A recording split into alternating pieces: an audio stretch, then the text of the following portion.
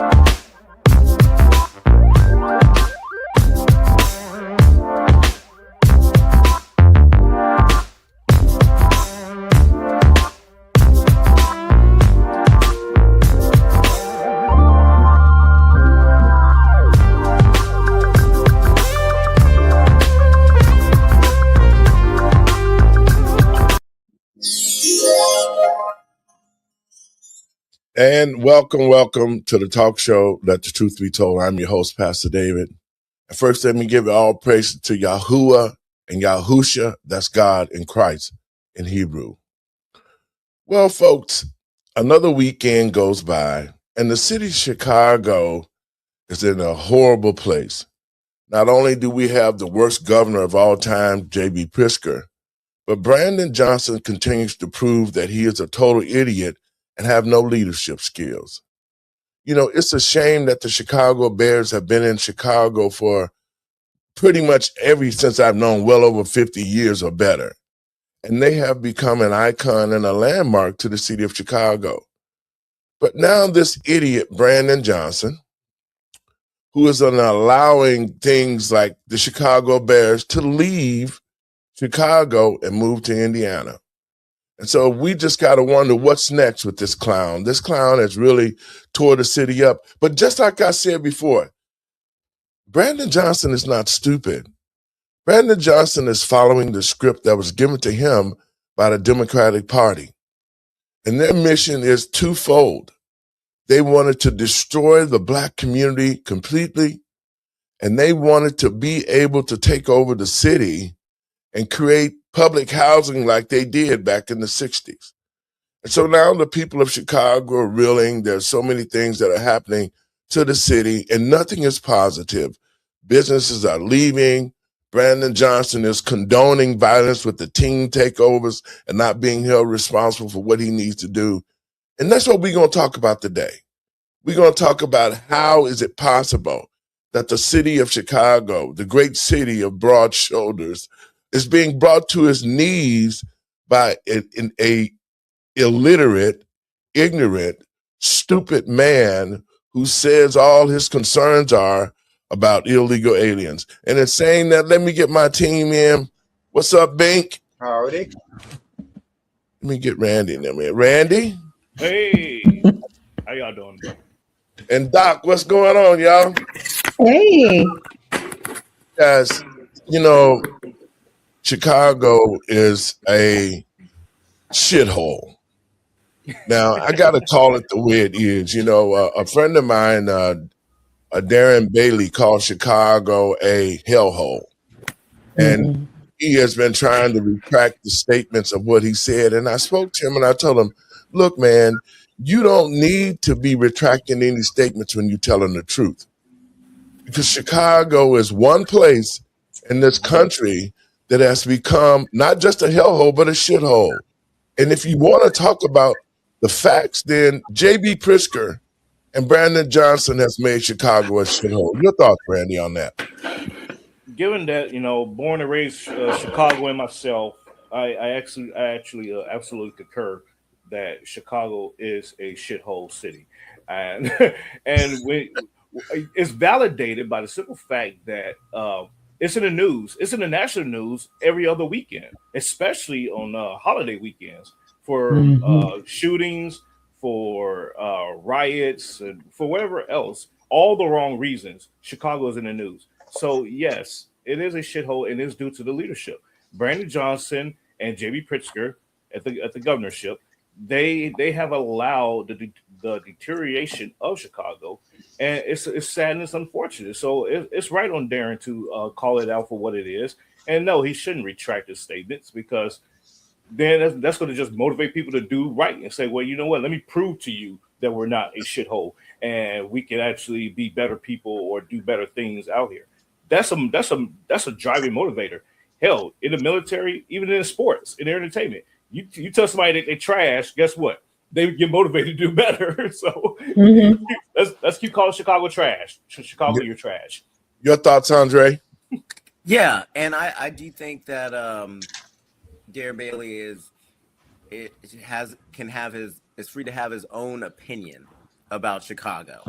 Because I remember one of my earliest memories about Chicago were kids jumping on cars and all the violence and the tourists getting beat up.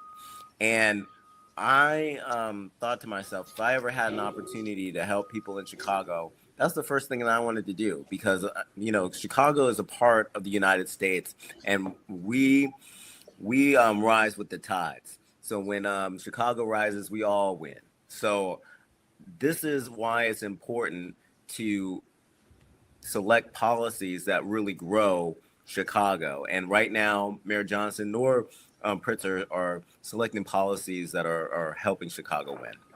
Mr. Binky? Yeah, I'll make it quick. Chicago.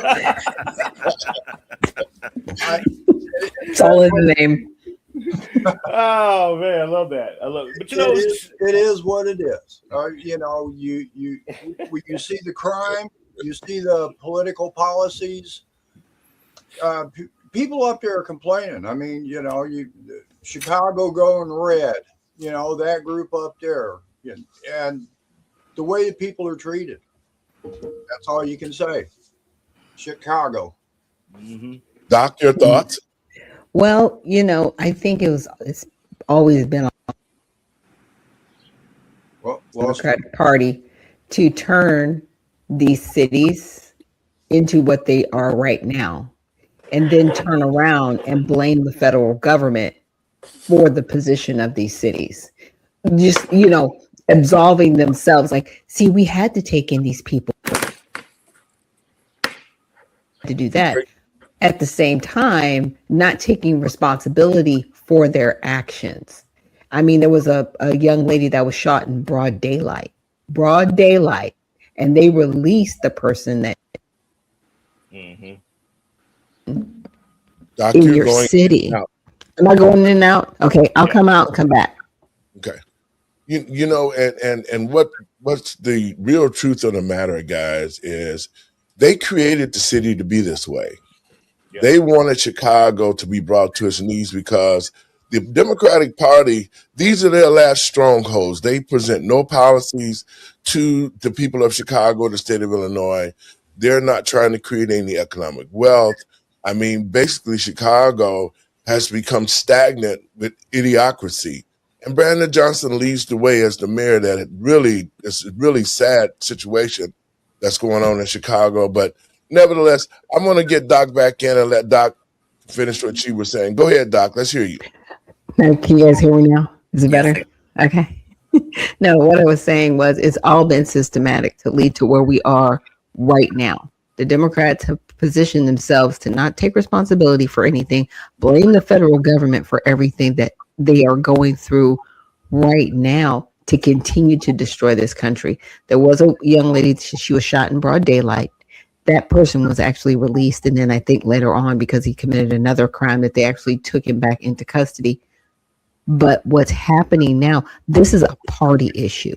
This is not a mayoral issue because it's happening in all of these predominantly democratically run cities and states. If you can just follow the money, follow the crime, right? They are doing exactly what they're supposed to be doing under the United Nations agenda. It all goes back to that. Well, you know, even what makes add injury to the insult is the fact that the Chicago Bears are about to leave the city of Chicago. Brandon Johnson was on the news the other day, and he was talking about some great plan. J.B. Pritzker got on the news and called him an idiot. So I just think this is all part of the game because the Bears are leaving. I'm going to play this clip, and we can talk about it, guys. Hang on. I wonder if you'd like to respond to that governor next door about what's going on with the Bears right now. After more than 100 years of touchdowns, championships, and Sunday afternoons at Soldier Field, the Chicago Bears have just told the National Football League that the city of Chicago is no longer one of their options. That sounds like somebody that believes in big government and is kind of floundering from what they used to have as a state and a city that probably was run a lot better. In late April 2026, team executives informed the league's stadium committee that only 2 locations remain on the table for the Bears' new home, and neither one of them sits inside the city limits of Chicago. One option is a 326-acre piece of land in suburban Arlington Heights, Illinois, and the other is across the state line in Hammond, Indiana. After more than a century split between Wrigley Field and Soldier Field, the city that built the Bears and the team that helped build the National Football League are getting a divorce. This is how it happened, how much it costs, and who pays the price. The Bears were not born in Chicago at all. The franchise started in 1919 down in Decatur, Illinois, as a works team of the A.E. Staley Starch Company, and in September of 1920, a young player coach named George Halas sat down inside a Hupmobile dealership in Canton, Ohio, and represented the team at the meeting that founded what would become the National Football League. The franchise fee came to exactly $100. A year later, Staley handed the team over to Halas with a $5,000 bonus, asking only that the name Staley's be kept for one more season. Halas moved the operation to Chicago, where they played their home games at Cubs Park, known today as Wrigley Field, and won the league championship that very first year. By 1922, Halas had renamed them the Chicago Bears, with his reasoning being simple. If baseball players are Cubs, then football players must be Bears. For 50 seasons, the Bears played at Wrigley Field, and then in 1971, they moved into Soldier Field, a stadium built in 1924 as a memorial to American soldiers killed in combat. Here's the first fact that explains everything that follows. In more than 100 years of existence, the Chicago Bears have never owned the stadium they play in. Wrigley Field belonged to the Cubs, Soldier Field belongs to the Chicago Park District, and the Bears have always been tenants. That tenant status produced 50 years of frustration. Back in 1977, the Bears looked at Comiskey Park. In 1978, they looked at Notre Dame Stadium. And in 1980, they nearly moved to the old White Sox Park. Mayor Harold Washington pitched a new West Side complex in 1986. DuPage County made an offer in 1991. And team president Michael McCaskey proposed a $285 million stadium of their own in 1995. Mayor Richard M. Daley floated a stadium sharing deal with the White Sox in 1998, and none of it happened. Finally, between 2002 and 2003, the city spent somewhere between $606 million and $690 million to renovate Soldier Field, and the renovation was so extensive that it cost the stadium its status as a National Historic Landmark. After all that money and all that controversy, Soldier Field today still seats just 61,500 fans. which is the smallest capacity in the entire National Football League. Lambeau Field in Green Bay seats over 81,000 for comparison. Chicago is the third largest metropolitan area in the United States, and it has never once hosted a Super Bowl. That is the direct reason why. When the Bears started looking at Arlington Park, they weren't acting on a sudden impulse. They were finishing a conversation that started back in the 1970s. Arlington Park was a thoroughbred horse racing track in Arlington Heights. Mm-hmm. Okay, guys, your thoughts on that? You're a Chicagoan. You Well, know that I took me was down. gonna say, in California, they took over the old racing track, the horse race track that used to be there. So actually, to me, that would be the best option for them. Go ahead, Randy. And the historical reference, it's a shame to see that Chicago, well, the leadership in Illinois, let me just put it like that, cannot say, hey, you know what, you are deserving of your own stadium. Let us put up the money. We spend money on other dumb things or on stuff that don't need to be spent on. So if we can afford to divert that and build you a stadium, and so you can stay home, and it's sad. I'm sad for it, but it is what it is. It's a business decision, and it's a rightful business decision that the Bears have to make for themselves. Mr. Binky? Well, it's like Dr. Nichols said a little bit ago. It's part of a plan. It's fundamental change. It's funny to me how people that don't accept something that's working, that want to change it, they call it progress, and what it does, it destroys everything. And I don't get the idea of how we're supposed to sit back and accept this progress when we know it's wrong, it's bad. And they think that we're just, no, let me back up. We think we just sit back and accept this stuff. I don't think we should be doing that at all. Illinois, as Dr. Nichols said, all the states that are going down the tubes are ran by Democrats. Mm-hmm. That's fact. So we just got to wake up here. Dre, your thoughts? I'm in agreement with Steve. We definitely need to wake up.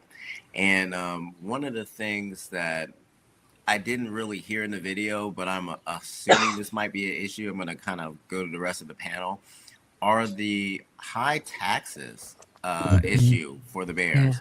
Well, then I can understand when a city is not managing its finances and it's constantly in debt, that you start to see businesses leave when they have said that they are going to tax the corporations. Well, the corporations have responded, and now they're going to Indiana. They're going to other places. And we're seeing at the same time that lawlessness and and the inability to handle the city has led to Walgreens also leaving. Come on. Well, so this is just a continuation of a pattern. Like you guys mentioned it, these Democrat cities are not being led very well, and we could look at example after example, and people are not only moving with their feet, they're voting with their feet. So as people continue to move, businesses continue to move, will the city of Chicago continue to move toward what Mr. Binky said, progress? Doc? Yeah. Like I said, it's extremely sad what's happening, because I grew up with the Bears, they made fun of on SNL, but they were a household name like Mike Ditka, what I'm saying, on the sideline chewing his gun. Like, these are things that you don't forget growing up, but it is destructive. Because I really don't think the Democrats get it. Even Kathy Hochul was like, well, the government needs to send us money. It's like, no, you need to manage your state. Yes. You're not managing your state. You're just taxing people because you think that's what you're supposed to do. The federal government's supposed to give us money, and then we're supposed to tax people into oblivion, and that's how it exists. Like, no, that's not how this works. Businesses come into your state because they want to build your state up. And then you get people in your state to work at those corporations. And then there's a balance of the taxes that get paid. Okay. Yeah. And then you don't have these outrageous budgets paying people $500,000 to, determine whether people should be going to school or not. Like ridiculous positions like that. Like you need to stop. If Florida can stop people from having state tax, income tax, and now property taxes, because they're going to raise the homestead exemption, get it together. Well, guys, when COVID ended, there was a surplus of about $1 billion some dollars, $1.7 billion that was left. And this was before President Trump cut out sending money because they wanted to continue to fund the illegal invasion. And I told, Doc at the time, I said, Doc, watch and see if the government cut that money out, that $1 billion, 7.7 is still floating around. See, they can't take that money out of there because they don't have the money that they was getting from the federal government to wash it through.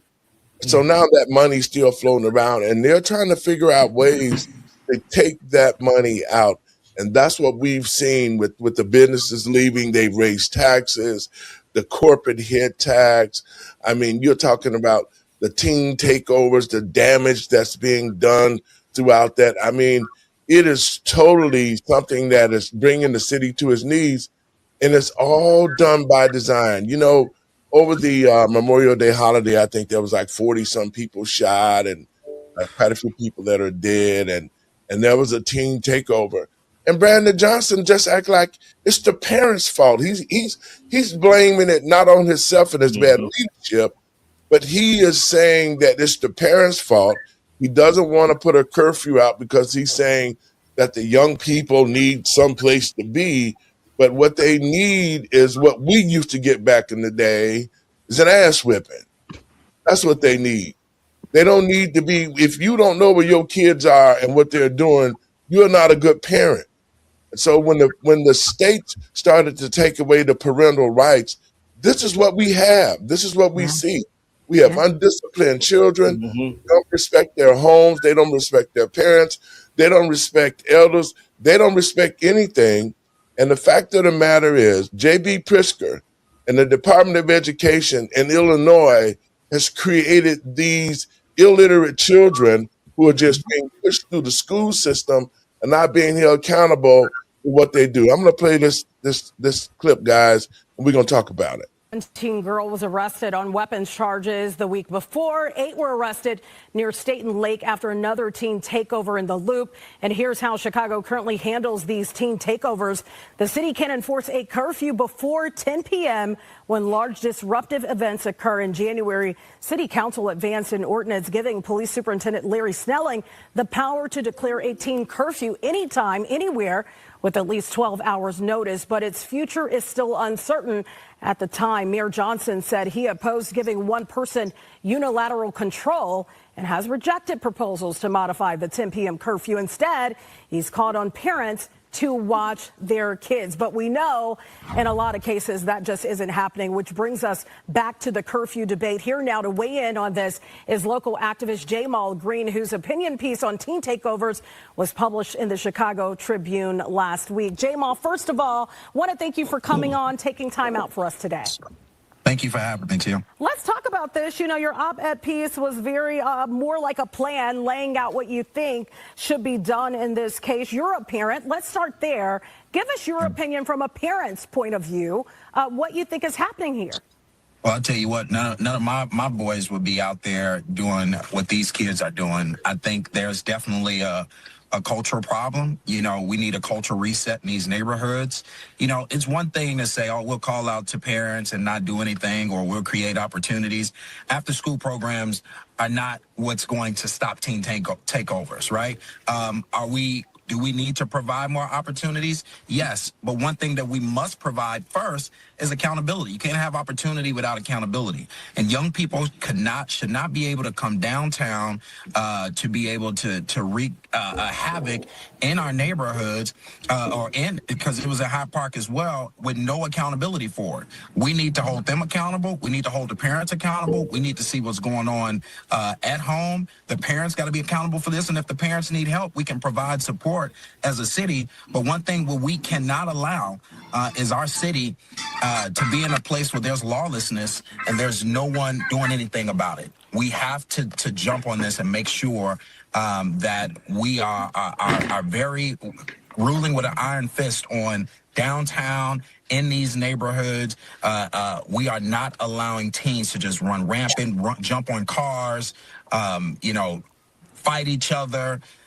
Someone pulled a knife on a senior.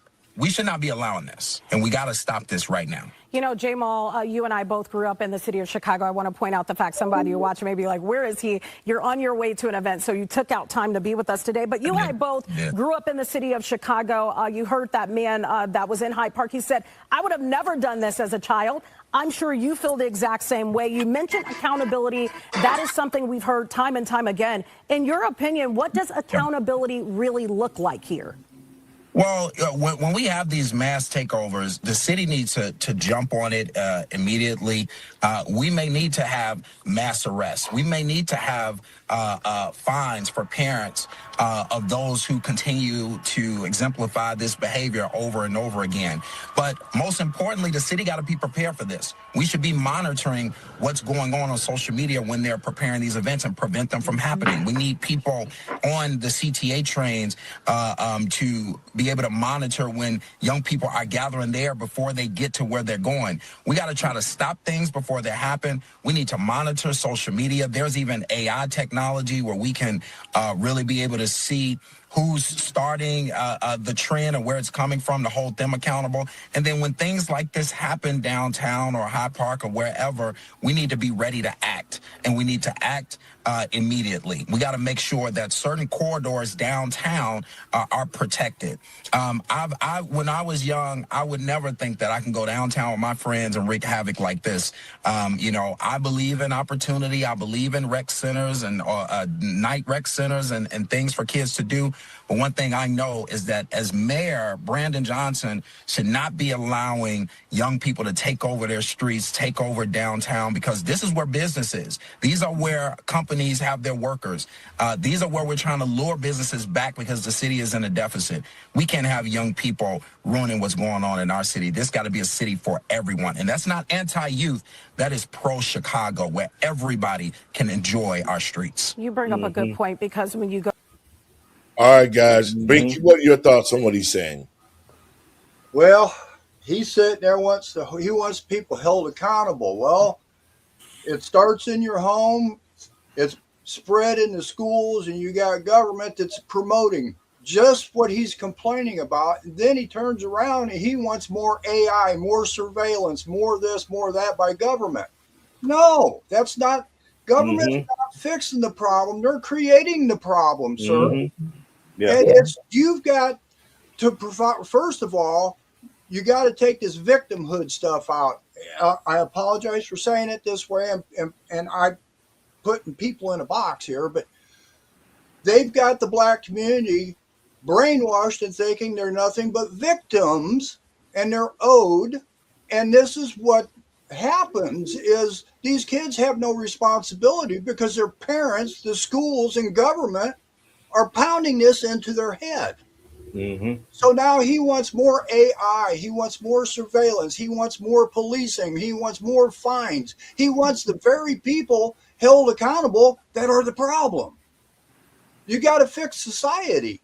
You've got to fix that first. And the only way you're going to do that is people like us that see the problem first, and not expect the people that are creating the problem or to have them fix it. No, that's just a big revolving door. It keeps hitting you in the hind end. Yeah. Trey, you're up. Yeah, and there were a lot of ideas given during the video. But the problem is that no one has a set plan about what they're going to do about the teen takeovers, because the teen takeovers didn't start happening yesterday. I remember they were happening in the 90s, and they still don't have a solution for it. And what I'd like to put into play is that there's going to need to be a multi-pronged approach, because how many of these teens involved in these teen takeovers actually have jobs? Because if they had jobs, I bet you a lot less of them would have been out in the downtown area doing the things that they were doing. Now, the Wall Street Journal just reported the other day that this is going to be the worst summer for teen jobs since 1948. In the 70s and 80s, teens used to work jobs at a rate of 50%. So 50% of teens were working. Yes. Now it's dropped to 35%. What's the problem? Part of the problem is coming from mass immigration. We saw over the last 4 years that they brought in all these people from all over the world, from over 100 countries, and they put them in black neighborhoods. And we're wondering why they're not hiring black teens. But at the same time, these teens have a discipline problem. And one of the things that the gentleman was saying in the video, Mr. Green was saying, was that we have to have a cultural transformation. The cultural transformation starts with the discipline. And the discipline should start in the classroom. It's to start at home. The parents should be held accountable. And we need to force these companies to hire these teens and take on the mantle to start to discipline and show these children how to work. Because if they don't, we're going to continue to have these teen takeovers, and we're going to continue to have these problems. Doc? Okay. Yeah. Well, again, this is all systematic. Okay. And to Mr. Binky's point, this gentleman was like, oh, yeah, we need all the surveillance and stuff. They want you begging for a solution that is worse than the problem it solves. They have created armies of uneducated individuals that they can control. They can control them with games and money and crime. Because see, crime is no longer accountability. And they just let them run around and do what they want to do. And the people that should be actually, crime is, there's a consequence to your crime, right? They've absolved people of that. People that are immigrants, and people specifically in the black community. So there's no discipline at all. Even with homelessness, there's no discipline. There's no shame. There's nothing. I'm just saying they want us begging for a solution that is worse than the problem it solves. They want the surveillance. They want the over policing. They want the overreach of government because they're wanting us, the adults in the room, to beg, hey, you have to help us. No. To your point, Pastor Nate, the butt whooping. To your point, Mr. Binky, people need to actually start taking responsibility. If this person came out of your womb, that's your responsibility. You need to make sure that they're educated. It's not the school's job to make sure your son and daughter can read or write. That's your job. It's only the school's job to teach them the curriculum that's there, but it's your job at home to make sure that they understand the curriculum. There's no responsibility. There's no accountability anymore. Randy? To Andre's point, you're right. Teen takeover was happening in the 90s. Growing up in Chicago, we did teen takeovers, but this is how our teen takeover looked. We blocked off with the trash cans each end of the street, and we had block parties. And we kept, and the parents saw that they'd come out and they would supervise, make the Kool-Aid for us, make some sandwiches, and they controlled the traffic. Hey, these kids are out here playing. Y'all can go around to the next street and go to where you need to go. And that's how the community came together. Yeah, we got into mischief. Yeah, absolutely. And the police would pick us up and throw us in the back of the paddy wagon and brought us home. And both the cop and the mom would whoop our asses right there at the doorstep. So that's how we grew up in Chicago. But we relatively all in all came out okay. And to Dr. Shack's point, you're absolutely right. It is the parents' responsibility to educate the children, because I know growing up, and I'm the oldest of 11 siblings. Before you could go to school, you had to pass a proficiency test to even start kindergarten. That's right. You had to know how to. You had to at least know your ABCs, 1, 2, 3s, and write your name on a piece of paper at very minimal. And so we gotten away from all of that. We've been talking about this for years now. You go to the store and these teenagers that's running, little baristas at Starbucks and whatnot, they can't do simple math to give you your change back. They can't. That was criminal, growing up, because when we ran, little Kool-Aid stands on the corner. You better know how to do some math to get to get that change, or that person that's buying from you will slap you upside your head. That was just common sense stuff. And we gotten away from, that's the problem with society. We gotten away from common sense. We gotten away from telling the truth. We got away from saying this is how we are supposed to be. These teen takeovers that's going on right now, these are not takeovers, these are mini riots. Yes. And the problem with what they're doing is there's no controlling mechanism to put an end to it. If I was the superintendent, the police chief there, I would say, okay, we know that they're going to be in this neighborhood. Let's cordon off, that whole perimeter, round their little asses up, and we're gonna take them on a field trip. And when those parents start saying, "Hey, where's my baby at?" You should have thought about that when they left out the house. They have military schools. They have military schools. People need to start going. I'm just saying. Well, Binky, go ahead. You had a question. Go ahead, Bing. Yeah. To what Andrew was talking about, the in the summertime, the kids got jobs and stuff. Yeah. We don't have that like that no more. No. I mean, we've got this automation going on, like McDonald's. They eliminated a lot of stuff that provided those jobs. And plus all these businesses are downsizing too. So Andre is correct. We used to be able to go out and I did that. You had a job, acclimated you to when you get out of school to how to work. Right. And now there's no pressure. There's funds, there's grants, people, drugs, whatever. That's been replaced by progress, AI, automation. Let me say this to all of you. There's a one thing I want to kind of throw out Go here. ahead. Right. Is like people are no longer getting creative, because if you go on Craigslist right now, there's gigs, and there's gigs for people that are moving. In that video that we watched, someone was moving, and I bet you they were leaving Chicago because they looked like they were going pretty fast, like they were trying to get the heck out of there. So there are jobs that people can find. They're not looking for jobs. They don't know how to look for jobs. And they don't know how to fill out an application. Exactly. They can't read. They can't do basic math. They can't comprehend anything. I'm telling you, they are creating a mindless soldier that they can control. Yep, with emotion. With You know what, emotion. guys? We'll be mad about this.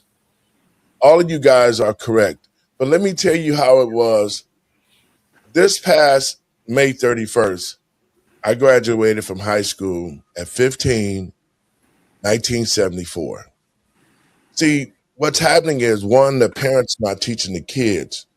Two, the politicians are not preparing programs that can interact with the children to make them be responsible adults. I dealt with excuse me for a minute. I dealt with the city of Chicago, called the Chicago Youth Organization.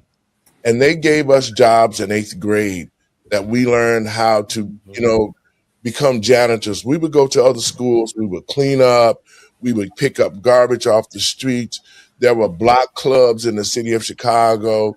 They were called block club parties, is when they would petition off the street. They would let the kids come out. But it was all done and controlled by the parents of the block and the aldermen. They would bring out food. They would bring out prizes, academic stuff. You could recite something, you would win a prize if you were dancing. I mean, the way the Black Americans were set up was we were going to make sure our children could take over after we were gone. And so that type of lifestyle and type of structure is no longer in place, because now you have kids who are competing, who disrespect their parents. And that's because the parents have allowed the states to step into your family structure. You can't whoop your kids if your kids complain about you whooping them, or they go to school, which the schools aren't teaching them anything, and say, well, I got a whooping last night, then the teachers have authority to call the cops against the parents. And so it's a couple of things here why these takeovers are being done is because, one, the parents are not disciplining the children. Two, society and the state set it up to where that they could take kids out of the home who were unruly and wouldn't be disciplined. And three, the politicians, the aldermen, the state reps, the senators, they made sure there was job opportunities for our young people with CYO. When I got in high school, I worked for Dominex Finer Foods. I played ball. I went to the job. It's the mindset. So these children do not understand how society operates, nor are the parents holding them accountable by continuing to kiss their ass and give them stuff and let them run the house and do whatever they want to do without being disciplined. Because there are babies having babies. Well, 15 and 13-year-olds having babies. They had no idea what a parent is. And so the parent over that 13-year-old that just had a baby, that's where this started. It started with grandma.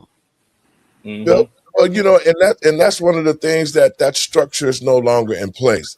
And so when you have it like it is now, we're going to continue to see these takeovers because the mayor of Chicago doesn't have a clue. And parents aren't holding him accountable, and parents are not pushing back against the state. Because when the 90s came, the Department of the Human Child Services, they were so big inside the black family, at least, for sure, to keep them from disciplining their kids so they could create the type of children that we see today. This army. And to your point, Pastor, you're absolutely right. When you said block club, you threw me in another flashback there. I remember growing up, you had that little bulletin board that was stuck on the corner. It was made out of wood. It was nicely, done up. But that was like the community announcement board, and on the top of it said block club, and it had the street name, and so it lets you know like what neighborhood it was covering basically. And you would go out there, and parents would put tack up like whether they're going to have a yard sale, if there was an upcoming house party, stuff like this. So it was like a little neighborhood announcement board. And then over the like the next course of like I would say as I started going into my teenage years, because it was when I was still young, it went away. Somebody shot it up, tore it down, and all that, and it went away. And so we gotten away from that kind of community. And then growing up, the in the summer, I worked at the Chicago parks. And we had the summer jobs, and it was only for the teenagers. You sign up exactly. You sign up at the end of the school year. You sign up, and they will call you. Who's doing those jobs now, Randy? It's probably illegal aliens. The illegals are doing the job. Or undereducated, illiterate adults. Here for a long time. Go ahead. Yeah. Undereducated, illiterate adults that can't read above a 5th grade reading level. Yep. You had to, and we had to. When we signed up, they would call your household. Talk to your parents and make sure you got permission, and you was good to go. And you show up, and they would come. They would say, "Do you need transportation?" Yes. Hey, okay. You meet us at this corner of Chicago and Cicero. We got a van sitting in the parking lot at the barbershop, and we'll take you all to work and drop you off there, and you can ride your bike home or whatever type of thing. That's what we did growing up. But we, like to everybody's point, we gotten away from that mentality because these people have allowed society to become stupid because they're engineering the system to make us stupid. And it's sad to see. It's very sad. Watch the movie Idiocracy. Like that's what we're doing right now. Exactly. Great that's point. Why it's so terrifying. And you just look around like you can go to McDonald's or any of these fast food restaurants and you say, okay, can you remove the ketchup and add this? And you see the person look at you like, that's because they have they not gotta touch the picture because they can't read. Right, exactly. And that's what we've seen throughout my life, and watching what we're at right now. It's just like the parents have no control over the kids. No. The school system are teaching the kids everything except how to read, write, to have some kind of cognizance of who they are. They don't know about the country. They don't know about the a penal system. They don't know how they know nothing. And yet they're passing them on to get out of school. And now you got an ignorant adult who's going to have kids, and their kids going to be ignorant. And this is the result of it. Those who are watching this show might be saying, oh, Pastor talking crap. No, Pastor telling you the truth. This society does not care about smart children. Yeah. They don't care because in 19... They care about certain smart children. Now, let me tell you something. In 1974, when I came out of high school, I had all sorts of scholarships that we wrote essays to get scholarships. You know, Johnson Pups and Company. I mean, they're not teaching the kids how to be smart. They want them to be dummies, just like you said, Doc. You're creating a caste system. Like right now, Berkeley, they're not allowing their students to use AI, but other colleges are allowing their students to use AI, because those other colleges with the AI, they don't want people to actually be able to think and use judgment. But the people at Berkeley, they do. So they're creating the have and the have-nots. This is what Brandon Johnson said about this when questioned by William Kelly.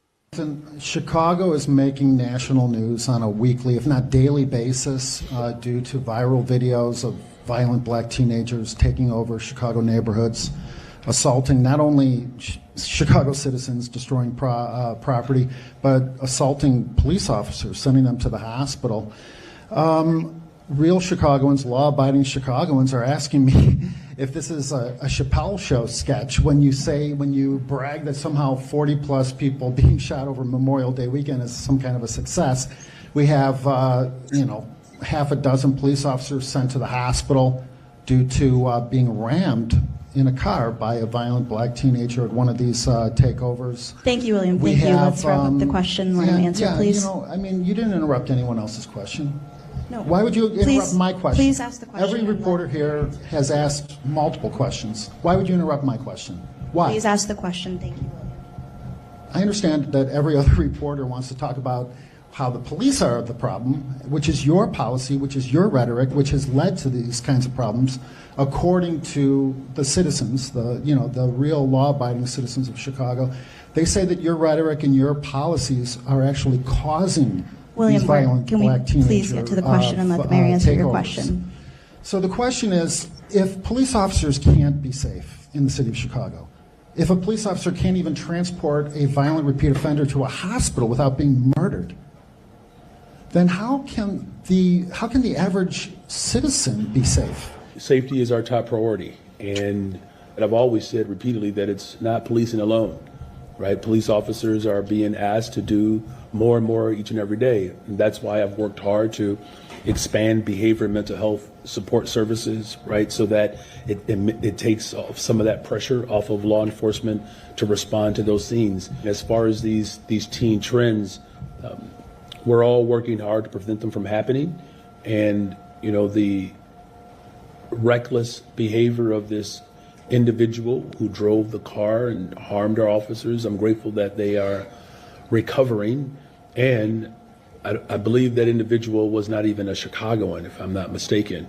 And depending on your definition of a teen, this person was 18 years old. So by some definition, old enough to vote. Did you turn my microphone off? So thank you. Okay, so my follow-up question is simply this: you're going to Rome. All expense paid, luxury vacation, the type of vacation that no Chicagoan, very few Chicagoans could possibly ever experience in their entire lifetime. And what real Chicagoans are asking me is, who's paying for this? World Business Chicago. No. The World Business Chicago is a Chicago. I mean, you're the chairman or the president. It's a World Business Chicago. How many of the people on this trip have business with Chicago, have contracts with Chicago, are vendors? What do they expect for them paying for your trip? What do they get in return? What is the quid pro quo? World Business Chicago is an apparatus that was designed by previous administrations to help build and attract business to Chicago, and we're doing that. We cannot deny the fact that we are moving in the right direction. And we're going to continue to build the safest, most affordable big city in America, and we're going to remain open for business. But unlike other previous administrations, Chicago is just not for sale. Thank you. Doc, your thoughts here first. Okay, first of all, that's got to be a part of a UN strategy because they own all of our mayors, by the way. I just need to let people know there's a consortium of mayors around the 50 states that actually are a part of the United Nations. Because, see, they're like, we can't take over the presidents, we can't take over the governors, we can't take over the senators or the House of Representatives, but we can control the mayors at the local level because that's where the money's disseminated. That's where the actual power is. It's at the local level. And the school board. He's a disgrace. And the school board. As far as the mayor. Yeah, and the school boards especially, because that's where a lot of this de-education is happening. But it's really sad for him to sit there. He can't answer those questions. He knows the city is unsafe. He actually protested. He ran on defunding the police. He ran on this stuff. And people still voted for him and put him in office. And you wonder why your city looks like, Judge Dredd. That's you're absolutely right, Dr. Sack. And the crazy part about Brandon, I love William Kelly, by the way. I love his style. He be going in, and the sad part about Brandon Johnson is that no one is actually holding him accountable. And what I mean by that is there's not a consortium of Chicagoans at his door every day, like overrunning the security and like being on his desk every day. If he had that, I guarantee you things would be a lot different in Chicago because he'd be like, I am not safe. They wouldn't. They'd be the same way. You got to remember, this is a machine. Yeah. He's responsible to the machine, not the people. But if they start making an example out of these politicians, they just start turning them around. And unfortunately, we're not going to get there. Dre? He said that safety is their top priority. Well, I need him to show me some tangibles. I think that we come up with like a lot of great ideas, and Mr. Green had a lot of great ideas on his video that he brought up. But we need to have something written down and in legislative policy at the local level to start dealing with these teen takeovers, or we'll have this same conversation 30 years from now. Oh, how are we going to deal with these teen takeovers? Oh, I remember how it was in the 2025s when they were just out there jumping on cars. Well, I mean, it's difficult to do that when you're writing policies that literally aid and abet criminal behavior. They're writing policies that are doing that. So it's hard to hold the babies accountable if nobody else is being held accountable. That's right. And this is why elections matter. This is why we need to pressure the aldermen to bring up some legislation on, the teen takeovers. Somebody has to do something because we can continue to talk about it until we're blue in the face. But until there's like a strategy, nothing's going to happen. Mr. Yankee? Brandon Johnson also brought up something else when he was questioned by Mr. Kelly. Who's paying for this trip? Who's benefiting from this trip? He mentioned there was previous policy that allows me to go over to conduct business. No, there's no previous policy. No. What does the who has the authority? Show of hands. Who has authority on trade? The states or federal government? Federal government. The president, actually. So he's sitting there. This is where it all boils back down to. When you don't follow what your job is or the Constitution, that's what you have. Pigster went down to Mexico. He's making deals down there too. He has no business doing this. Exactly. So until we Dave, you mentioned we don't have control of schools.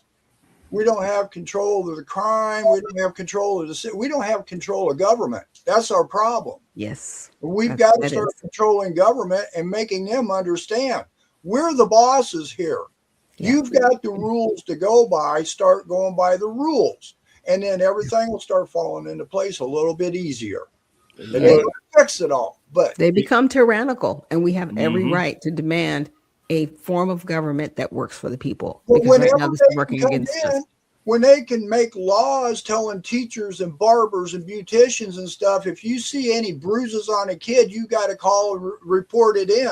When the state can come in and just out of a whim take your kids out or take your elderly parent out of their home into custody, we've got a problem. And you know what? This all started with Lyndon Johnson when he gave welfare to the Black community and moved the Black man out the family structure. It has been a continuation of destroying the Black community. And this is where we're at. We're here. You know, parents lack authority over their children. They've given it to the schools. They've introduced them to the homosexual lifestyle. What we're seeing with the teen takeovers is from Black Lives Matter. Come on. That's what we're seeing it from. That teen takeovers really came to this place because of what happened with George Floyd in Minnesota and Mike Brown in St. Louis. All of these Black Lives Matter structure has been put to our young people, and our young people are only acting the way that they see fit because they know that nothing will happen to them. There's no consequences. There's not me going to jail. Here's a solution. First, whoop their ass, change the law and give the parents back their authority, then turn around and put them in jail. Remember, it used to be Audie Homes, which was for juveniles. Bring back the Audie home. Put their asses in the Audie home and let them find out what prison going to be like. Let them see what it's going to be like to be locked down and told what to do when you eat, when you sleep. You get out there and you do hard jobs, breaking the ground, shoveling. Get them back to a place where they can be under control. Well, that's why I said military school. That they need to bring military schools back. Right. In math. I spent the day in the Audie course home. correct. Oh man, Pastor, I'm sick of you already, man. You make me have all these flashbacks. I'm getting PTSD right now. Because they had a place in St. Charles, man, and one of my St. Charles, St. Charles, they was going like, you know, when we was coming up and we was out in the streets, you know, we did things, but we respected our parents and we respected our last name. You know, you didn't want to bring dishonor to your family or your last name. And so that type of mindset is gone, especially now. You got a bunch of illiterate kids running around that's doing crazy stuff and they're not being held accountable. And society, like Brandon Johnson is saying, oh, that's okay. That's okay. It's totally ridiculous on what happened this weekend. And I'm going to get into the last segment, but it's totally ridiculous what happened at the graduations over the Memorial Day weekend. You had people graduating that couldn't even read or write, doing flips, starting fights. I mean, it was crazy. And guess what? It was done mostly in the Black community. It was the Black schools that allowed these things to happen and they not be held accountable. It was some of the Black colleges, because I saw one at Black college, the sister started doing flips. The next thing you know, you had everybody doing flips and they jumping up, hollering and throwing stuff. That's chaos. That is no structure. And that's the reason why we're in this condition. Randy, your thoughts? You know, seeing how kids are when they graduate from school reminds me of the days when we made the plan to fight on graduation day because we knew we weren't going to get suspended. We knew nothing was going to happen. so it was kind of like a free pass to go whoop some ass. And that's what we called it. It was a free pass, whoop ass. And so it's unfortunate that it evolved the way it has because now it's like indiscriminate. At least back then, you know, we had targets, you know, so I don't know. I mean, they are one step away from the purge. Yeah, it's true. I was just going to say that's where they're at. They're going to be like, well, yeah, let's just give everybody that 24 hours to just get out all their anger, and then the rest of the year we'll just be good. No, stop it. Bring shame back. Make shame great again. Okay, people need to be shamed for what they're doing. We have to admit, you know, the teenage mothers and fathers, it didn't work. But guess what? There used to be teenage mothers and fathers before but they had discipline. Those men and women knew that they were responsible for those children, and they had to be responsible because it wasn't anybody else's responsibility. And government was not over the family the way they are now. They are literally creating something that is truly tyrannical. And it just let me throw this in here, guys, and we're going to talk about it. What? Why? Oh my. Graduation ceremonies are suddenly the most exciting ticket in town. That's Columbus, Ohio. Yeah, that's Ohio. That's right. If you're lucky, your graduation ceremony might just turn into a WWE match. Bridgeport police didn't say why it started, but authorities claim it involved at least 2 unrelated families. 2 of the 3 people arrested were charged with assault of a public safety officer.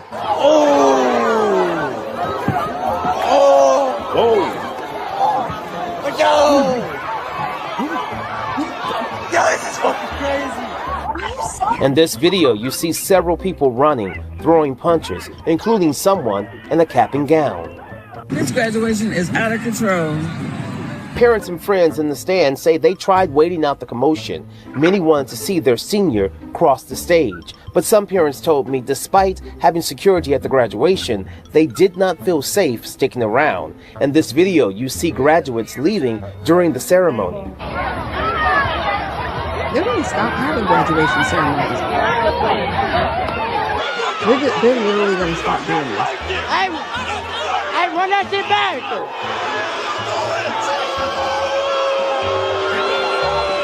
Father, I don't know.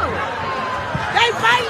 Oh my God, wow, like you're not. This was sent to us from a viewer. In the video, you can actually see people getting escorted out after the brawl. Right now, there's no word on what caused the commotion.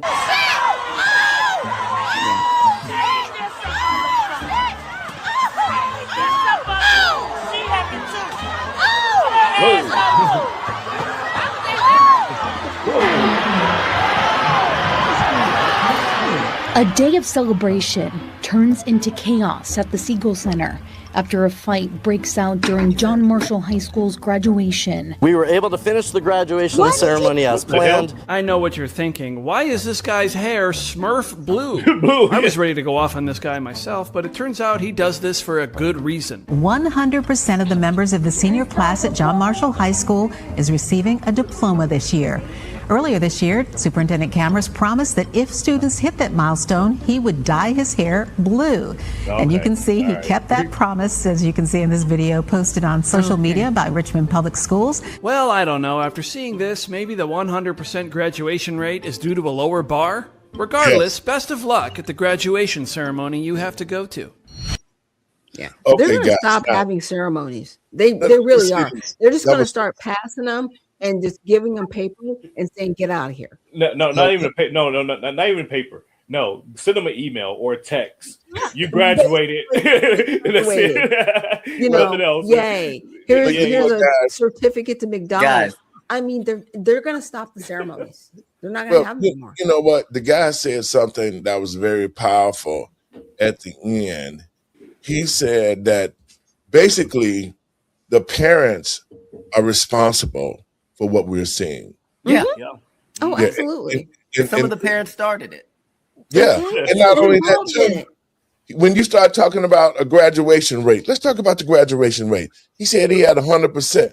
But when you lower the grading scale down to a place to where a dumb kid can pass without being knowledgeable about what they're supposed to learn, then you have these idiots that are running around with no knowledge, that have no structure.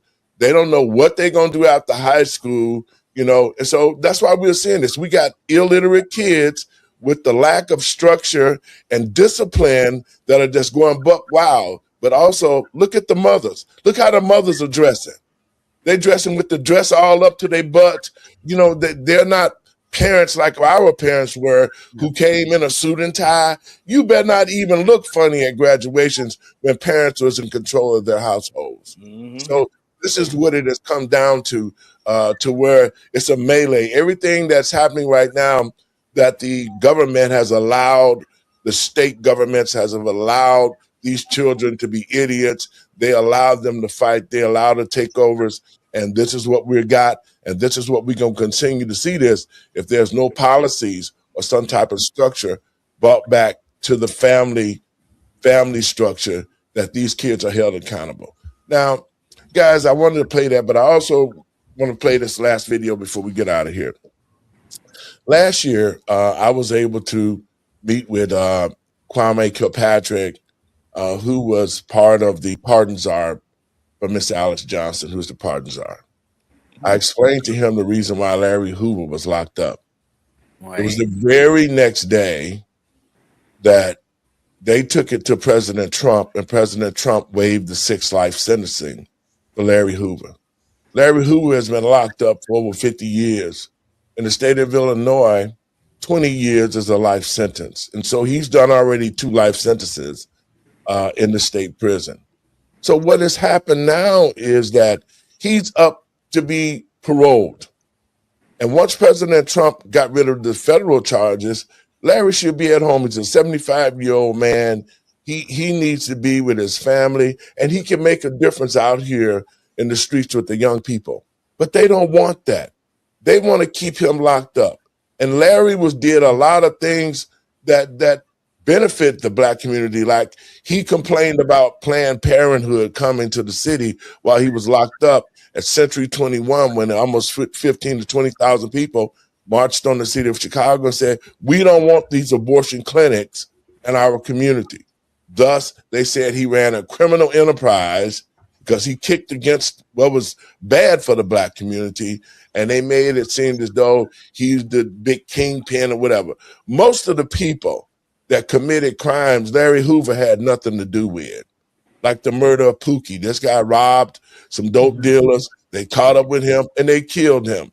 But because of the RICO Act, and they wanted to get Larry off the streets for the positive things he was doing, they made sure that they blamed him and said he ran a criminal enterprise and thus keeping him in prison. The point that I'm getting to now is this. J.B. Pritzker, the governor of Illinois, has clemency papers for Larry. He could stroke the pen and put Larry out of prison immediately. He could have did that a long time ago. But what J.B. Pritzker is doing, he's using Larry Hoover as a pawn. To think that if I wait till the last minute and I sign off and let Larry Hoover out, then all the Black people gonna come and vote for me.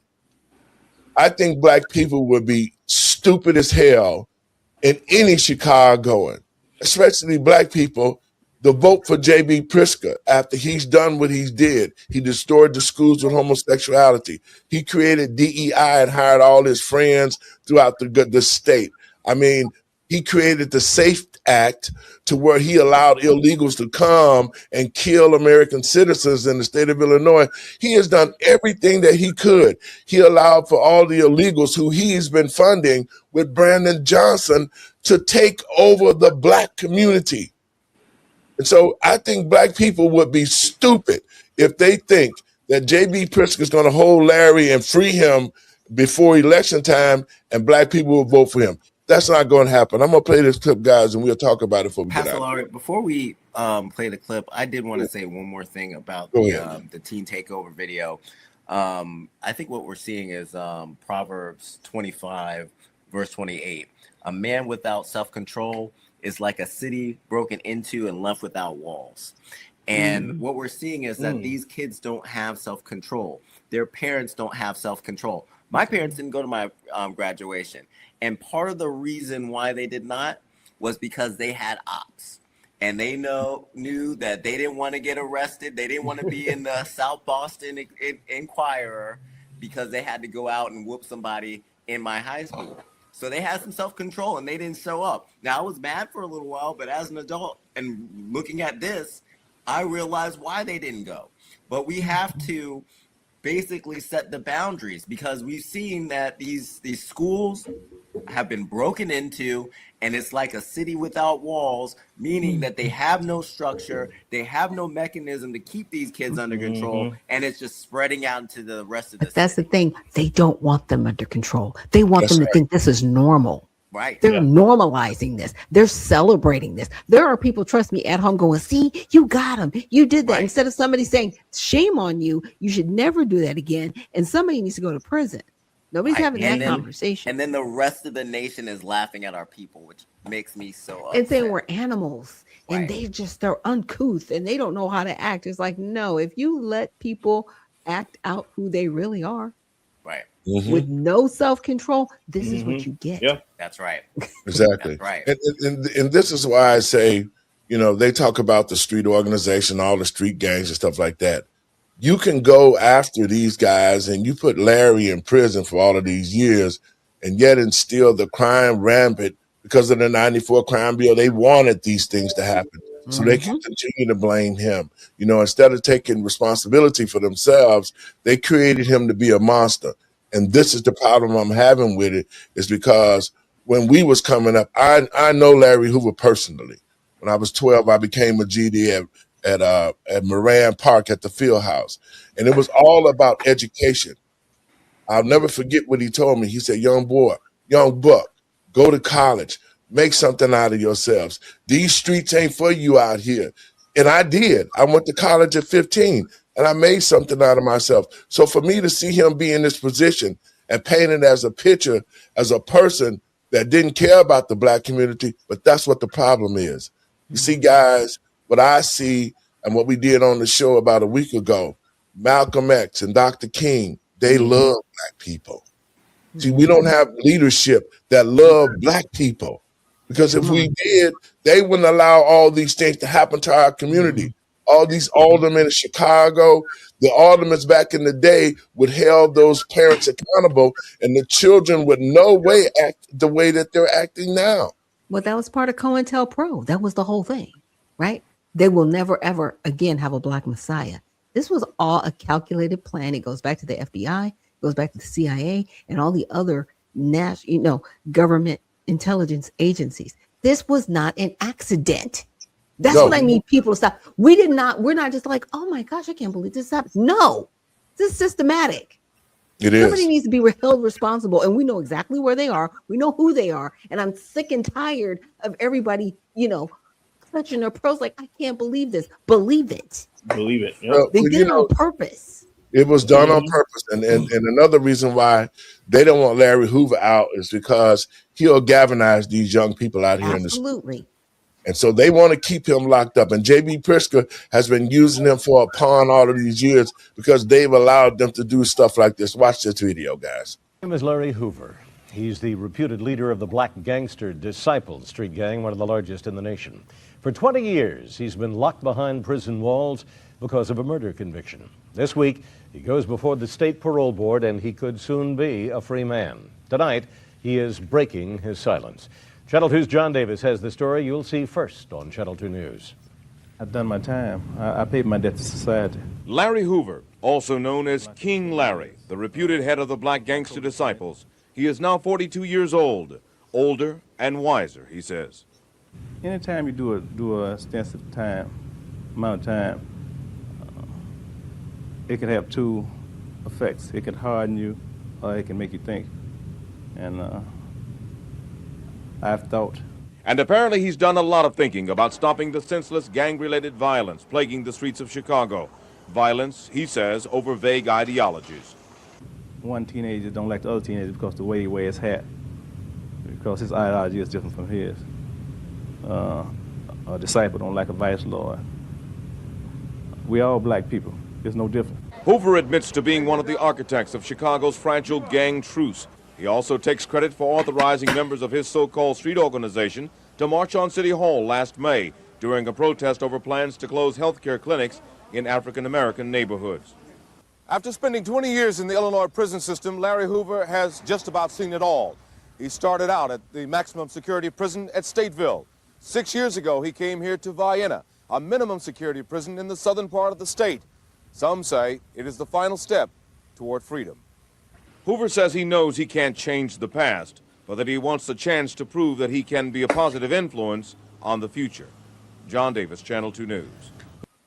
Okay, They guys, your locked thoughts him on up that. because he was effective, not because he was ineffective. Yes. And then you see the marches that he did on City Hall, and you heard them say, because he didn't want the clinics in the community. He didn't want abortion clinics in the black Planned community. Parenthood. That's what that, yep, Specifically. exactly. And so when he was able to organize us to march and say, we don't want these clinics because they're not healthcare clinics, but they're clinics that are going to destroy the black community. And so they made it to where he made it as if he was running a criminal enterprise. That was all bullshit and lies. It all was to keep this brother locked up because he was going to galvanize the black community. Now I want to play this clip and then we can talk about this last clip and get out of here. Like I said, Larry is up to be paroled. J.B. Pritzker with the stroke of a pen because the paperwork is on J.B.'s desk right now. After we got Larry out of the 6 life sentences that from the feds, then J.B. Pritzker should have automatically signed the paperwork to let Larry out because he served over 2 life sentences, 2.5 life sentences, because 20 years is a life sentence in the state of Illinois. Let's watch this and we can comment on it before we get out of here. Other news tonight, he is one of Chicago's most notorious gang leaders, and now his bid for freedom is up to Governor Pritzker. So who is Larry Hoover and what's behind his push for clemency? NBC5's Alex Maragos has this story. Natalie, outside of Al Capone, Larry Hoover could go down in the record books as one of the most prolific and profitable gang leaders in Chicago history. He's one of the founders of the Gangster Disciples, but he spent over 50 years of his life behind bars. The question tonight, could that soon change? In 1974, Hoover was sentenced to 200 years in prison for the murder of William Pookie Young. And while he was in state prison, federal prosecutors say that he led the gang's operations, raking in hundreds of millions of dollars in drug sales and directing a string of violence on the streets of Chicago. And federal prosecutors won convictions that locked him up then in the so-called Supermax prison in 1994. And many of those years he spent in solitary confinement. That was until last spring, when President Trump commuted his federal sentence, and that placed Larry Hoover back in an Illinois cell. Now, Hoover's latest bid for freedom took a step on April 7th of this year. His family, his attorneys, and supporters asked the Illinois Prisoner Review Board to recommend clemency to Governor Pritzker. Now, the Cook County State's attorney argued against clemency. They filed documents showing why he should not be let out of prison. Now, the recommendation that the review board reached is confidential, and it will remain that way. The governor has that recommendation now, and there is no deadline for him to make a decision on this. He can consider it as long as he likes. Now, Hoover's family and supporters say that the 75-year-old is remorseful. He's ready to help the community, and he suffers from some health problems. The Cook County State's Attorney's Office says that Hoover still represents a danger to the community, and the gang which he helped found is still present on the streets of Chicago. President Trump helped Hoover over one hurdle to freedom, but now the governor must decide if Hoover's finish line is drawn at home or in a prison cell. Natalie? All right, thanks to Alex. All right, guys. His only danger is that he is successful and he's effective. Yes. That's his danger. Your thoughts, Randy? You know, I growing up in the hood, I had an opportunity to speak to Larry Hoover on the phone. And it was a brief conversation. He was just like, don't end up like me. Don't keep yourself out of jail and do the right thing. And listen to those adults on the streets. And that was it. That was a conversation. And I got punched in the chest afterwards. But for Larry Hoover, he should be out. Been in prison 50 years, 75 years old. What harm is he actually going to do in Chicago aside from, his mind? Exactly. The harm. Exactly. And that's what I was going to go to is aside from spitting knowledge to people, and that's what they're afraid of. And so, for J.B. Pritzker to use this as a political pawn, I hope the black community and I hope Chicago, Illinois sees this for what that is, and vote accordingly and get him the deuces. Your thought, Mr. Binky? Then you got you, Dre. Yeah, I don't know what the whole case was about or anything, but if it was just over murder, how did they come up with 200 years? My is my first question. The second question is, how would he be a threat to society because of a gang that's still existing? It makes no sense. That's assumptions. So it sounds like, why everybody else gets a second chance, don't they? Ain't that what the Democrats are always saying? Everybody deserves a second chance, blah, blah, blah. Well, there you go. You're freeing people, illegal immigrants out here that got records after records after records. There's people out there that are not fit to stand trial that slit the throat of a Ukrainian woman, but yet he was fit for society to be part of. Wait a minute here. Right. So come on. I think the guy deserves the clemency. Dre? Continue what Steve is saying. There was an illegal alien who worked in an ABC store. Might have been it was some kind of liquor store, but he ended up beating some patron with a bat and beat him severely. And instead of keeping this individual in jail, they released him a few days later. I just had to track him down, and they found him a few days later. But instead of releasing this illegal alien to ICE, they decided that they were going to release him without telling ICE. Now, that's a policy decision. With Larry Hoover, he murdered somebody and got 200 years. So it's more than just the murder. They're trying to keep this guy behind bars, like Dr. Nichols said, because of his mind and his ability to create outreach to the community that would improve the community. And he spoke against the coveted abortion clinics. And that's just a no-no. So they got together and worked with the people that were in charge of his sentencing and did what they had to do. Now, if J.B. Pritzker decides that he's going to use this as a political pawn, let him. Because if he signs the paperwork, who cares what he thinks about what he did? I hope that the city of Chicago will be smart and they will continue to push back against his policies and not vote for him. But if at the end of the day he signs the paperwork, whatever. All right, guys, we got to get out of here. Your last thoughts, Mr. Mickey, you up first. Well, we've brought up a lot of stuff about the problem. Another problem happened in another state here in Virginia, where a registered sex offender exposed himself in a high school. I believe it was a high school locker room with women. Yep. And the judge threw it out.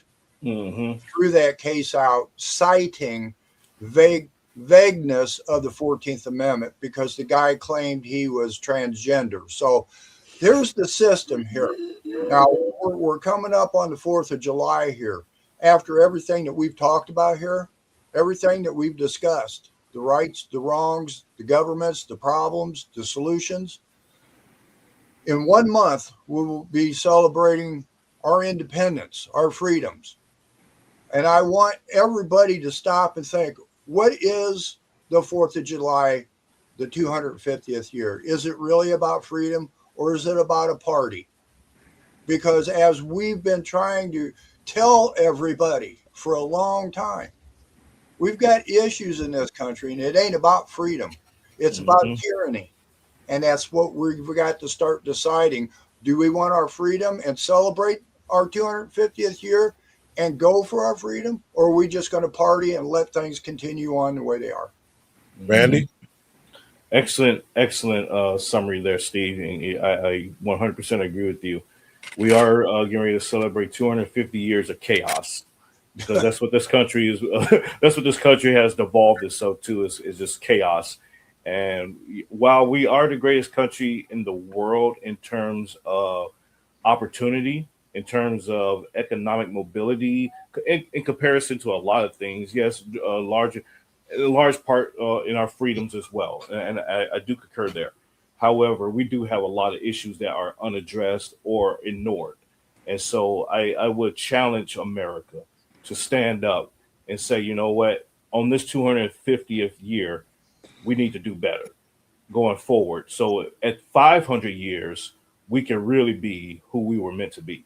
So with that being said, I thank you all for the great discussion today. Go follow my channels and at rperm, and I will catch you all in a couple of weeks. I don't know if we'll be back this week, but next week I got convention. So ciao. Dre? I am in full agreement with Mr. Binky, and I want you to know that Congress is working on what you talked about with the transgender, and they're going to address some of the illegal alien issues where these illegal aliens have been assaulting people in schools in Fairfax City and in Loudoun County. They're going to bring them into Congress on June 10th, some of the parents and some of the students, to talk about what's been going on. So that's the first step. They bring it out before a committee in Congress, and then they're going to start to think about laws that they can put in place to start dealing with this garbage. We have to come up with solutions for these problems that we have. Like I was saying earlier, we can talk about these things until we're blue in the face, but until we put together policies that are legally going to set a standard, we're going to be talking about this 10, 15, 20 years from now. Mm-hmm. One of the things that Numbers USA has been supporting is the Americans First Act. And what this act does, it gets rid of chain migration and unnecessary work programs like the operational training program, and it will eliminate 275,000 annual illegal aliens into the country. Sorry, not illegal aliens, legal immigration into the country. And that's going to benefit Americans and put them first as far as making them a priority for work. Doc, your last words. Okay. Thank you for everybody for what you've said. And Andrea, I appreciate what Congress is going to do, but we already have laws. They're just not enforced. That's right. Absolutely. So we don't need more policy on, it's like paper on top of paper. And then I'm going to have a meeting after the meeting, and then we're going to get together and discuss it. Like, I'm tired of that. That's why I started the redemption party. The problem is, like, with each administration, they've taken like an interpretation of our laws. And that's why we have to have laws on top of laws, because we have to combat the interpretation. No, we don't. We need to stop that. No, we need to stop that. We need to go back to the Constitution where it says when you become tyrannical, you are no longer in charge. Right. Mm-hmm. And we, the people, demand you will remove yourself. And if you don't, you do not want us to have to take it by force. Right. And that's it. Oh. We are at 250 years because people have fought, bled, and died for this country. We didn't fight. We didn't bleed. We didn't die for it to devolve into complete chaos. We're not turning it over. We're not going to do belly up. We're not going to play nice in the sandbox. If you come after our freedom, it's going to be a fight. And that's what they want. But just understand, you're not going to win. Okay? This is not going to be like the Civil War and Reconstruction ends and we do this little dance over again. It's going to be a lot worse. Right. And guys, you don't want this. I want to don't want it. For your comments and showing up. We'll get together, and we want to continue to bring solutions to America so that we can get back to a place of structure and get control of our government and our families and our households. Thank you guys for being there. I want to thank everybody for watching the show, and I want to give you my last words. America, land of the free and home of the brave. 250 years of what freedoms? When the Constitution was written, Black people were slaves who served those who was writing the Constitution. And yet the Constitution has been put in a place to where it no longer exists and nobody abides by it. So for what I'm saying this is because the American people and patriots across this country, our freedoms have been taken from us already. We are not in control of this country anymore 250 years of what freedoms? What will we be celebrating until we have this country under control? Until we get rid of all the illegals. And I want to say this about Larry Hoover. He was put in prison because of what somebody said. But the Democratic Party has opened borders. They created the Safety Act laws that allow criminals who killed Megan Boss, raped her dead body, and put her into alcohol or some solutions. The Democratic Party created the Safety Act, which allowed Sheridan Gorman to be killed on the lakefront where it's supposed to be a place to relax and to take your families. The Democratic Party has been responsible for all the illegals who have been dumped into this country. So how is this country free? What freedoms do the American people have when we don't have safety? We don't have our family structure back. America is headed down the wrong road. And again, for Larry Hoover to be sitting in prison all of this time, over 50 years, and you don't have compassion for him, and yet you want to keep him locked up, but you'll let illegals come to this country, destroy the American way of life, take over the Black community, sell drugs, bring trafficking in, killing American citizens, and yet you would free them automatically? This country needs a checkup from the neck up to the American people and patriots across this country. If we don't see where we're headed, and we're headed to total destruction, the celebration of 250 years of freedoms, again, to the American people and patriots across this country, what freedoms do we have? God bless you. Let us get together and be one America and make this country great again. I'll see you guys tomorrow. Y'all have a great evening.